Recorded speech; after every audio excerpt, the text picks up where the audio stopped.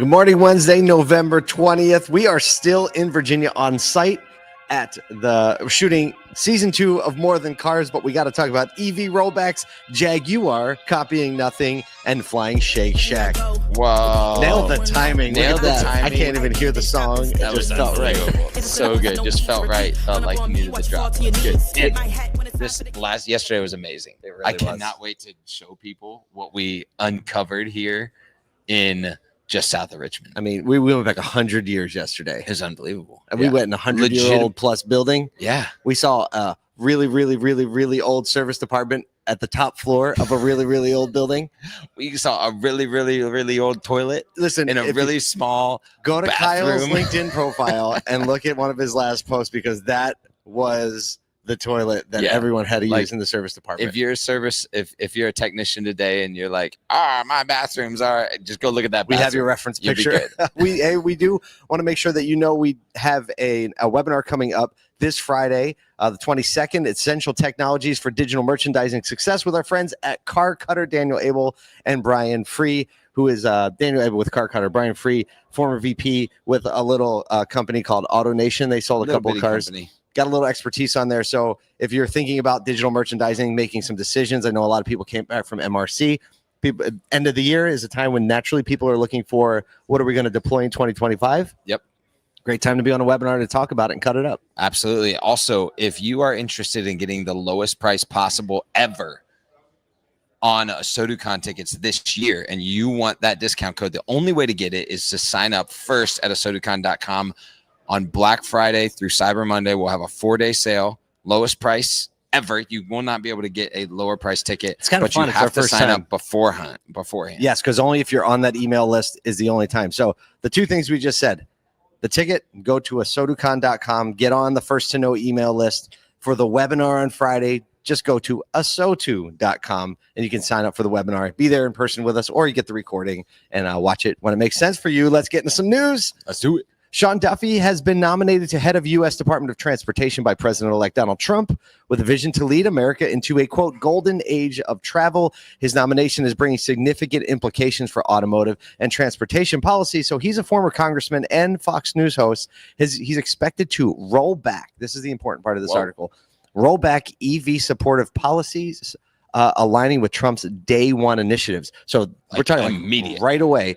EV advocates have expressed concerns about potential climate change impacts under his leadership, but he is advocating for right to repair laws, saying high repair costs linked to automaker patent restrictions is not good for consumers. He also, Jim Farah, CEO of Autonomous Vehicle Industry Association. I don't think we've quoted them yet. I don't think so. The old Avia. He says it's imperative a federal policy framework on AVs or autonomous vehicles be put in place. So he's like, we need a policy on this. We don't have a policy on this federally, a lot of state regulations. So so there's a lot kind of baked into this, but it's clear that policy across auto is important here to this new administration. And it seems like the regulation is going to be primarily on like how these cars operates and a lot of the market changing, like how the government and how tax incentives are impacting the market will be pulled back. I actually saw Alex Lawrence post yesterday. He was on TikTok, he's on LinkedIn, just saying, hey, look, on these used cars, even like not just the new car, $7,000 tax credit, the $4,000 tax credit on the hood of used cars is at risk too. So, he was just encouraging his network that if you're interested in a used EV, not that there's 100% pressure, but there's a good chance that won't be available. So the next couple of months is actually a time that it might be smart to go ahead and lock that down. It's interesting. I was talking to John Foley yesterday. So John and Alex doing a lot of like similar advocacy things, different sides of the country. And John was predicting that if the tax incentive goes away, or if it stays or goes away, he's more along the lines of feeling like it just adjusts the sales price. Just like when people talk about, we're going to give you this credit for buying a house globally. It's like, well, that's going to raise the price of houses. Yes. So he thinks that's what it's doing already to the EVs.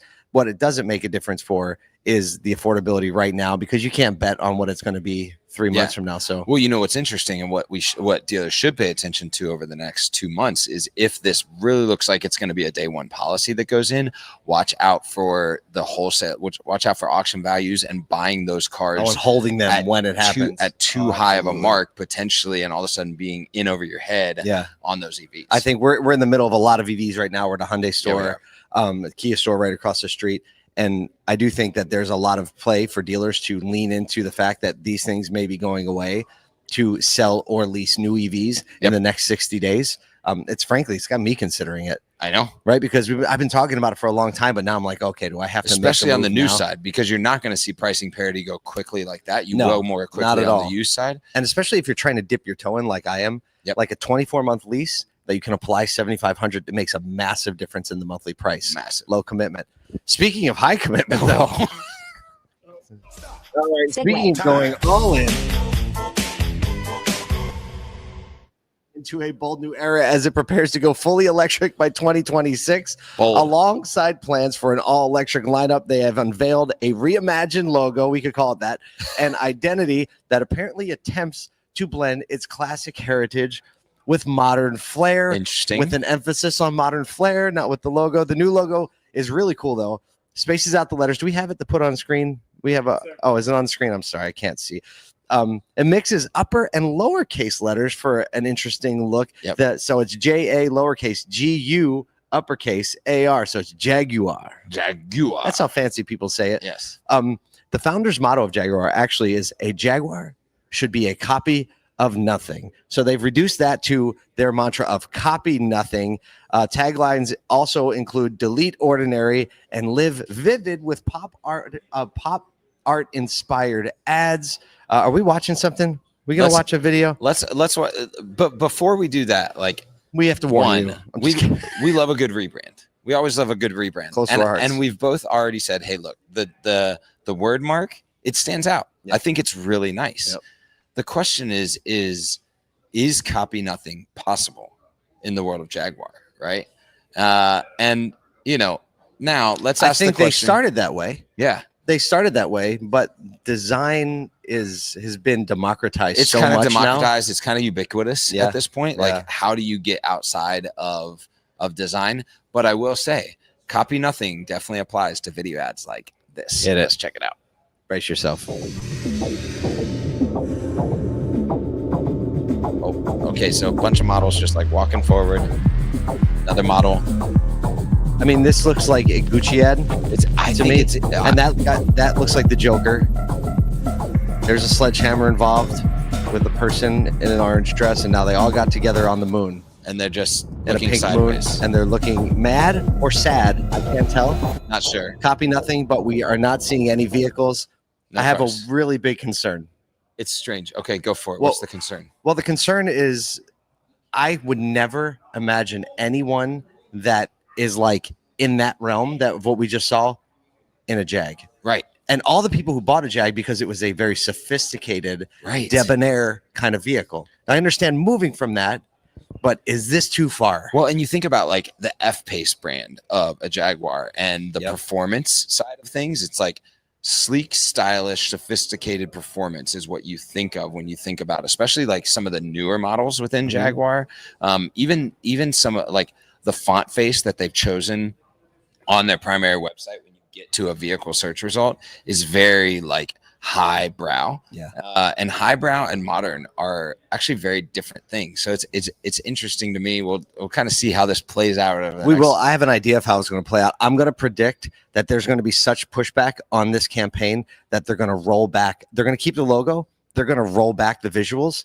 Wow. I think they should have taken a much more similar approach to how Lincoln did with Matthew McConaughey. I think you're right. But I think they should have gone like YouTube internet celebrities, because going down market and saying, like, hey, there are a lot of younger generation with money that want to stand out, that want to be seen as copying nothing. And I don't think anybody relates to who they just showed on the screen. So that's just our 2 cents. Yeah. But we'll see. Speaking of our 2 cents. Oh, yes. Segue. Nathan's paying so much attention to what we're saying so today. Excited about what we're saying. He's just in the show. He's like, oh, I'm the segue button guy today. Our 2 cents might be spent on this. We're going to go to Boston just for it. But Delta Airlines is taking in-flight dining to the next level with a delicious new partnership with ShakeShack. Starting December 1st, passengers in first class on select flights out of Boston are going to be able to enjoy Shake Shack's iconic cheeseburger while cruising overhead at 30,000 feet. Obviously, they'll plan to scale this nationwide by 2025. The burger is a 100% Angus beef, potato bun. They got the lettuce, the tomatoes, Shake Shack sauce, the whole 9 yards. They're going to give you even chips, a Caesar salad, and a dark chocolate brownie. I'm all in. Passengers can select their burger up to 24 hours before departure through the Fly Delta app. So they're going to give you that little preview, select it. You don't have to order it on the flight. Obviously, Union Square Hospitality Group, founded by Shake Shack's creator, Danny Meyer, is the main partnership here. Shake Shack's Michael Kark says, we're proud to partner with Delta to elevate the in-flight dining experience. It's a great way to bring our iconic cheeseburger to new heights. Well, I like that we're a little bit familiar with Union Square Hospitality Group because of our relationship with Will Guidera. Yep. So we have him on the show today to give his 2 cents. Oh, what's that? We just lost him. We'll bring him back. We'll bring him back. Okay, we had a little breakfast table conversation around this story, and there's one really big question. Yes. Is this really a good idea? Is it great? Because anyone who's had Shake Shack knows that is not exactly like I'm on a plane, light fare, fingers like, everywhere. I might not have to get up and use the one restroom for all of these people. So Nathan thinks it's a good, I mean, on paper, it's a great idea. Yeah, right. Practically speaking, is it a good idea? Al is over here shaking his head. I wouldn't touch it. But look, I would definitely try if you have Shake Shack on a plane. The question is what? What's it actually taste like? What's the size of the plane? Is it the restaurant style plane, or am I getting a burger that got made like plane? Well, yeah, because like the biggest planes have like slightly bigger restaurants in them, right? And you don't have to make that burger like right. If it okay. No, the slightly bigger Delta planes with like the you can make it. They have a little galley in there. They have a little galley and you make the thing and you put it all together. Like I don't know. There's a thing about the Shake Shack burger where it's like got the crispy outside, like the patty is crispy. How are you going to deliver a crispy patty on a plane? It's really I don't think you can. But hey, look, maybe we'll take a flight to Boston and we'll vlog it just because. Why not? That's actually a great idea. One thing it's actually the only reason I do this is that pairing food with experience. There are things, and this is what some dealers do so well, is there are things about engaging all of the senses, touch, smell, sight, that connect a brand a lot closer to a person. So like Delta is looking to connect these multi-senses to the people that they're front runner in that right? too. And that's I think what's important for us to take away from this is that when you can engage multiple senses in an experience, that's when you start to like really connect people to a feeling of that brand long term. Well, look, we're going to ask our friend Steve Greenfield, who is like Delta's best friend. They're going to drive him up to the gate in a Porsche. It's gonna be perfect. Get him up, get him a Shake Shack burger. He can review it. Roll the outro music. All right, we have a full day of filming to do. We have intros, outros, back there, dealers to hang out with, stories to tell. Listen, make sure you go to asoducon.com, get on the pre-sign up list. You want the cheap tickets. Trust me. And if you have Shake Shack, let us know.